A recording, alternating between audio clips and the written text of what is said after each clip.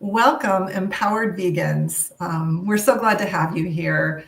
This is Mariquita Solis and me, Angela Crawford, and we're going to have a conversation today about from sadness to serenity, cultivating vegan peace. And in this time together, Mariquita and I will share some of our own personal challenges and struggles we find with maintaining hope and peace as vegans. And then we'll also share some of the ways that we cope with that, things that help us. And we just hope that you'll share in the chat or later in the comments about, your own experience with these very same topics, as we're sharing. Because this isn't something where we have all the answers.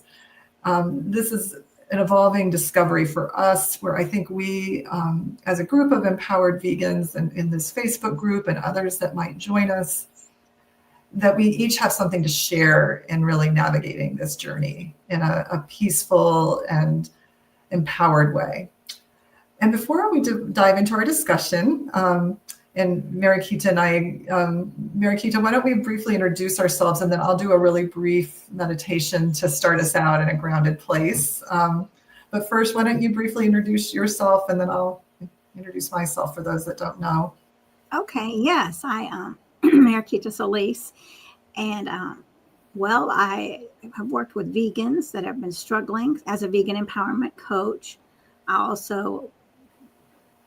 I'm the leader of the animal ministry. I'm very connected to Mother Earth and do forest bathing, Reiki, really try to connect people back to the Earth's wisdom and animal wisdom, just so everyone understands the importance of this connectedness of all living beings, so that we can all live in peace and harmony, and that Mother Earth can thrive. Yes. Beautiful. Well, you are very dedicated to what you bring. And several months ago, Mariquita, who's been the moderator of the Empowered Vegans Facebook group for a couple of years at least, right? Invited me to join her as co-moderator. So we're wanting to do some live events for the group to engage us in conversations around things like handling the challenges we face and staying empowered on our journeys. So I'm Angela Crawford. I'm a psychologist. For most of my career, I was a psychotherapist. Currently now, more an author and educator, just helping people to learn more about the vegan lifestyle, and also helping people that are on this path for a variety of reasons, whether it be the compassion for animals, but also those that might enter in through other doors like health or the environment, because it all ends up being interconnected ultimately. And all of it helps animals in the long run. So that's definitely something, and wanting people to be empowered so that they can stay strong on their vegan journey. So I'm really thrilled to be here with this group. And, any of you that might be attending live, certainly do put a welcome in the chat and, where you're coming from. And I see that we do have JJ here. I love having JJ join us. So thank you for being here. So why don't I do a brief grounding meditation? You can just let yourself get comfortable wherever you're seated. And if it's safe to close your eyes, you can do that, or otherwise just perhaps lower your gaze. And just take a few slow, deep, grounding breaths. Imagine it's almost as if you could breathe the air in through the top of your head and let the breath flow all the way down through your body, down into your feet, down into the earth. And just feel your connection with Mother Earth with each grounding breath in. And then as you breathe out, it's as if you're releasing any of the stress and tension in your body that it's time to let go of. Breathing in renewing and healing energy, and just releasing whatever tension from the body that you no longer need to carry in this moment. And just focus on the flow of the breath, this miracle of life going in and out. And just feel your connection with your wiser and higher self, the you that shows up for others, shows up for animals, shows up for the things you care about. Just connect with that wise, empowered part of you, bringing that fully present into this moment. And also just holding all the other feelings you might be having that could be more challenging, and that there's space for all of them to be here. And just breathing in deeply, also connect with what Mariquita mentioned earlier, the wisdom of the earth, of all animals and sentient beings, of nature, of our whole interconnectedness, bringing that in present now too. And just a couple more deep grounding breaths and bring that fully into our time together, so you can gather whatever might be helpful for you, or at the very least know that you're not alone. So, coming fully present, I invite you to open your eyes and be present in our time together. Thank you. Thank you. I really needed that. Yes, yes. And yeah, definitely the animals and justice, caring about those that are voiceless and maybe don't have, they can't necessarily advocate on their own behalf, and those who feel they're suffering and want to help, and that can be hard. One thing I just want to say, as we start to talk about this topic, and Mariquita and I will start by sharing some of our own journey with this.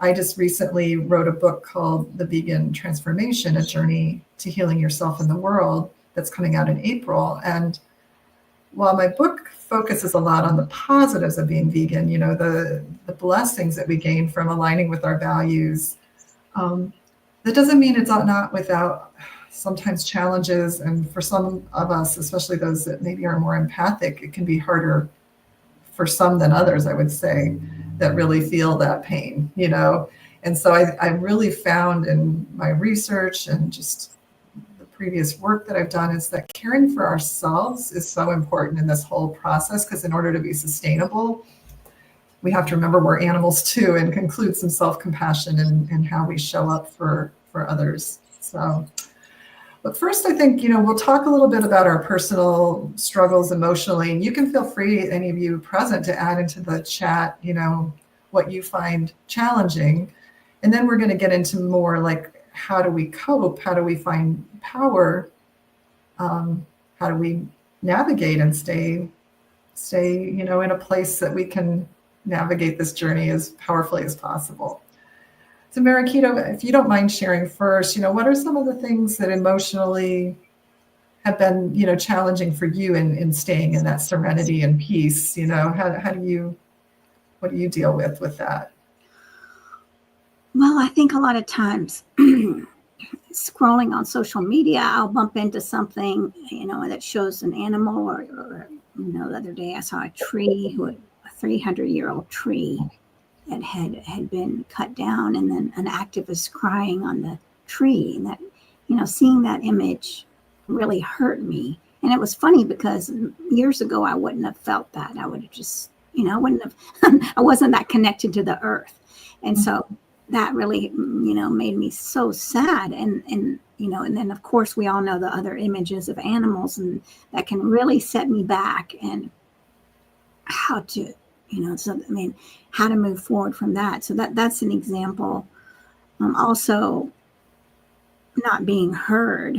If I'm asking, sharing pain, something has hurt me, and the other person doesn't respond. And I think this would be very typical in many vegan conversations, because many people that are pre-vegans many times they don't know how to respond. So turning away or just making a joke, right, is one way of dealing with that. And so that is very hurtful. That brings me sadness. And people that are not attached to Mother Earth and animals, and that feel like that they are, that, I hope you can hear me. I can hear you. Can you I hear heard me? some other noise. I'm not sure what. Can I can hear you you. now? Can you hear me? Okay. Yeah, there's just some kind of beeping noise. I'm Yes, not sure. I just heard some weird. That's my speaker going in and out, and then I can't hear you. But when someone's not attached to Mother Earth and they feel like, and the animals, like it's that she is here for our use and not a living being, that just breaks my heart. And so these are all things that can keep me awake at night. Mm-hmm. Yeah. Yeah, when you choose to care, it awakens things in you, pain that you might not face if you weren't seeing it or connecting with it. Definitely. And Yes, then, I know. As we had a conversation in a group. Well, I hope you can still hear me. We had a conversation in a group about um, what is consciousness, and people talked about animals and consciousness and seeing that animal's eyes, and that was a level of consciousness. And as a vegan, it was very hard for me to sit there and say, wait, it was hard for me not to say, but they were talking about cats and dogs. So mm, anyway, so that was hard. I mean, that it was, I wanted to say, yes. I mean, I'm not one to say I'm at a higher level of consciousness than you are because of this, So, I don't even know what the point I was saying. I mean, I think there are different levels of awakening, right? Um, yeah. and who knows how it is supposed to play out in someone's life. I mean, awakening to this, awakening to that. I mean, I could easily say it's supposed to be like this, but that's not up to me and it's none of my business. So, I have to Well, remember what you're that. sharing is that a lot of people see the sentience of cats and dogs, but they don't see it in other animals that are part of the food system or other systems. Yeah. Right. Yes, it was very hard for me not to go off on a tangent, but to sit there and acknowledge, yes, that is consciousness when we tune into the beautiful feelings of cats and dogs. Yeah. Well, thank you. I think a lot of people can probably relate to what you share, just both your own pain in witnessing this as well as the pain when others don't see it or feel it in the same way or get it or want to get it. So it's really hard.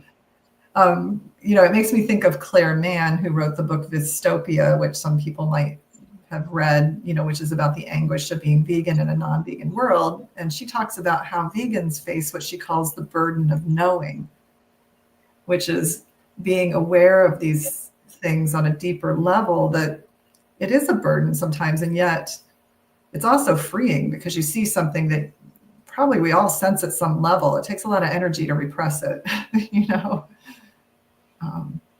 So Right. I guess, Yeah. yeah, some of my struggles are similar to yours. I think as an empath, sometimes I personally have to watch how much I witness because, I used to work with clients and I'd witness what they were going through, and I can get overwhelmed really easily. So I probably stay away from some of the videos and things like that quite a bit because I know for me, like I know already, so I don't necessarily need to keep re-knowing it. But at the same time, when I do see things that remind me of the suffering in that whole animal agriculture system and other systems like research and other things, it does bring up a lot of pain. And it's just sort of like you wonder when some of that's going to shift. You feel sad sometimes that's just, we know that you can live without eating animals, and you just want more and more people to discover that's doable, and so sometimes it's just sad when that's not happening. I think other pain for me is when I'm with vegan friends, you feel supported, but sometimes when you're out in the world and you're at an event where you're the only vegan, it can be really hard. You just you just feel things that you wish other people could kind of get what you're getting about the suffering that's involved in so much of the food that people eat, and just wanting there to be a better way to live, one that is compassionate to animals and the earth. So all of that can kind of be hard for me. I also have in my neighborhood some cows out in the field that I love seeing them, but I just knowing the reality of what's going to happen, and that, so all those different things bring up feelings for me, sometimes sadness, sometimes helplessness. And yet every day, I guess I'm trying to work on how to deal with those feelings so that I can keep showing up for what matters to me. So, and I don't have all the answers, even having been in the field that I'm in. It's like, it's a day by day unfolding, let's put it that way. So as you and I start to talk about some of the ways we cope, I think it's really one thing we're wanting to make clear is we're not presenting our ways of coping as what's right for you. It's really about opening a conversation for us each to find both a community of support and being able to cope, as well as our own tools and other things that help us. So if anybody is in, watching this live, we certainly welcome you sharing what's hard for you about this, because we'd like to incorporate that into what we're talking about today. So do feel free to put in the chat. And if you're watching this later, certainly make a comment or whatever, because we're going to engage in conversation in the Facebook group as well around this topic. Yeah. Well, for you, Mariquita, what helps you to cope? What gives you strength, or what keeps you going? What helps you? Well, I think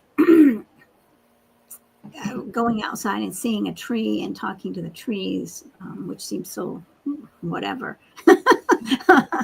so hippie-ish, but really looking at the tree and acknowledging that tree and asking if I can be a part of that tree, and sharing my sadness with that tree, and telling that tree how much I love her, or him, and that I'm doing the best I can, and that I think that really helps, being one with the tree, and one with the earth, and looking down at all the flowers and saying, I feel your sadness, or I feel the sadness of the world. And this makes me want to cry right now, but I acknowledge your beauty, and I'm here for you, and I'll do everything I can for you.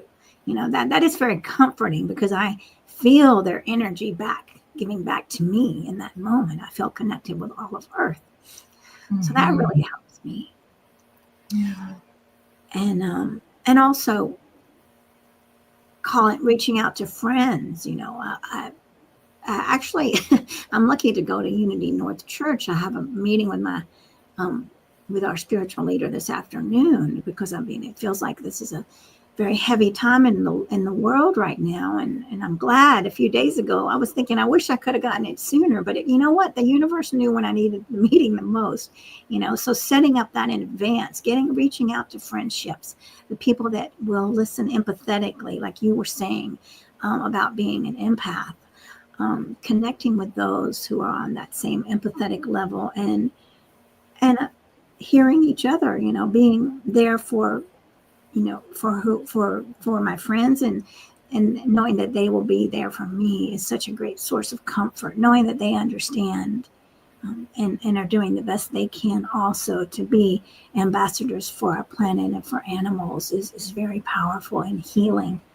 And then knowing the stories that I've had, that I've heard about people and their pets. I just heard another one a couple of days ago about a friend who's seen many pet spirits rise up in the moment that they passed, and in a just a vivacious life energy, as like a youthful, vivacious energy. And I pray that the animals that are suffering can get to that space of rising into freedom and joy quickly.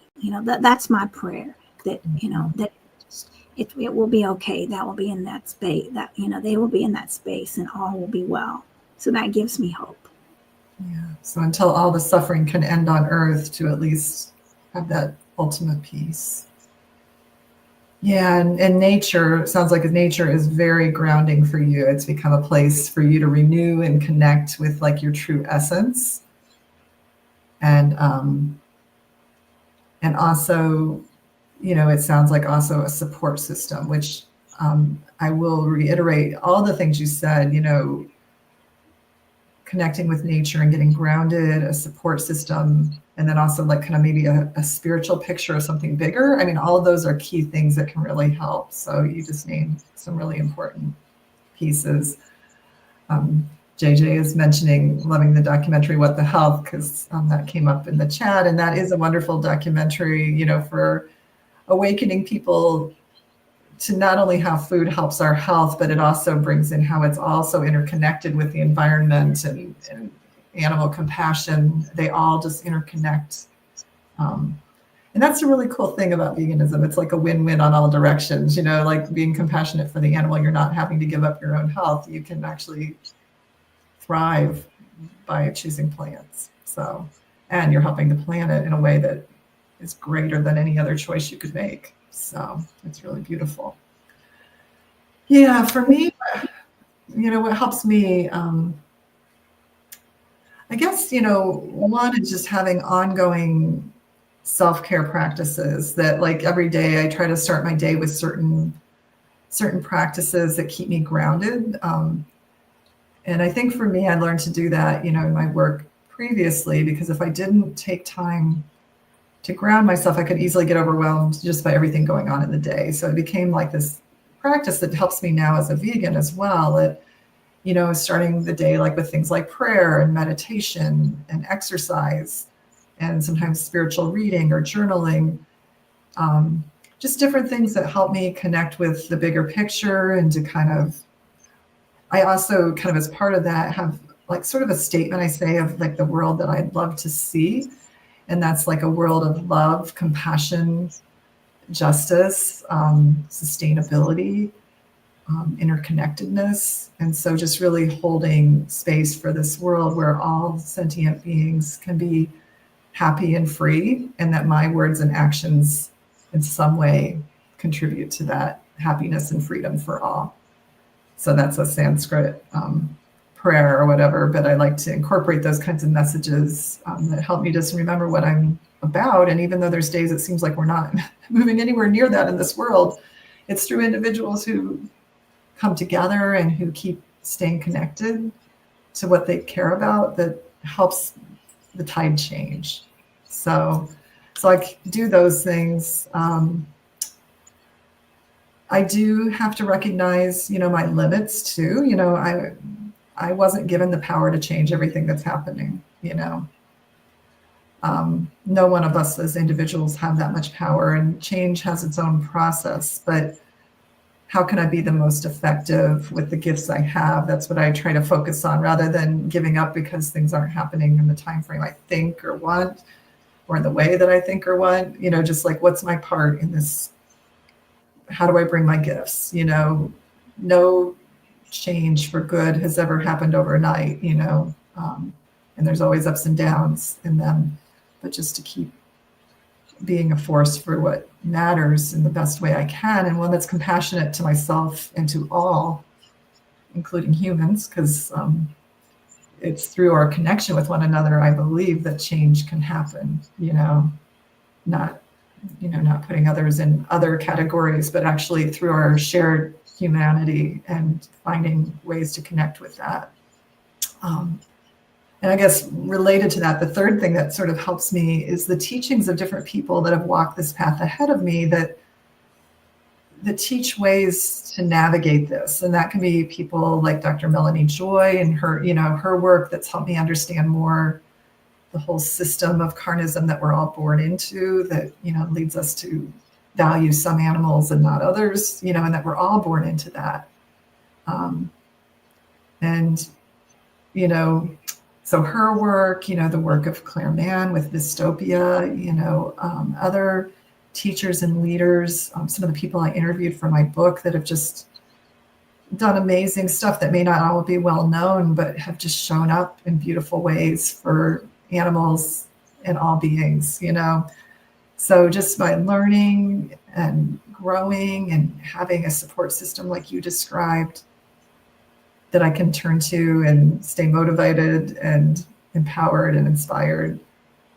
So those are some of the things that for me are helpful, and don't make it all perfect, but help me to stay grounded, and for me, like having some sense of whether you believe in a higher power or just the connection with the universe, like drawing on something, or your connection with other vegans that are on the same journey, just connected to something bigger than yourself that helps support you during those times you feel discouraged. So. Yeah, I love those. I mean, I love that that's your mindfulness in setting up your day and realizing what you need, and also your limitations. I mean, that's so important, because if we're trying to take on the whole world and do change everything in a day, it's overwhelming. And to be gentle to ourselves, to really mindfully think, what am I able to handle? What is it that I need? Mm-hmm. Yeah, that's beautiful. So, yeah, well, we look forward to hearing, from you, whether it be in listening to this later or your comments in the chat or later on, and or in our group. We'll post some things related to this conversation in our group and invite you to share what are your struggles and also what helps you cope. And if you did happen to watch this, is there anything you can take away from our sharing that might support or encourage you? And if there's things that perhaps we didn't discuss that you think are important parts of thriving on this vegan path and cultivating peace and hope, we want to hear from you what you've discovered on those topics. It's important both to acknowledge our feelings, but also not to just stay stuck in the tough feelings, but have ways that we move through them and let them move through us so that they can empower us rather than, hold us down. Yes, I love that. I mean, acknowledging the feelings, because if we don't acknowledge them, they're gonna hurt us. Yeah, they either stay stuck in us or they come out in the ways that aren't really helping what we're here to deal with. But they are important. We are human and we are going to have feelings. and some of those feelings are tough, They're not always easy to navigate, and often we need supports and skills and strategies and different things that help us as we flow through those tough feelings that can come up. So any final thoughts as we're wrapping up our conversation today, Mariquita? Well, I'm just very glad to be a part of the vegan community that I'm in, and just very thankful for your friendship and for all of the wonderful support that I have. I'm very blessed to have, and just want everybody to know that you are making a difference, and to thank, I want to say thank you to every one of you all. And please let us know your comments and your thoughts. We look forward to hearing them. And thank you, Angela, for doing this with me. Oh, I'm so grateful. It's wonderful to be part of it. Well, thank you, everyone, whether you watch now or later, and join in our conversation. And just to empowered vegans that help to stand for a compassionate and healthy and sustainable world. Thanks, everyone. Bye-bye, everybody. Thank you.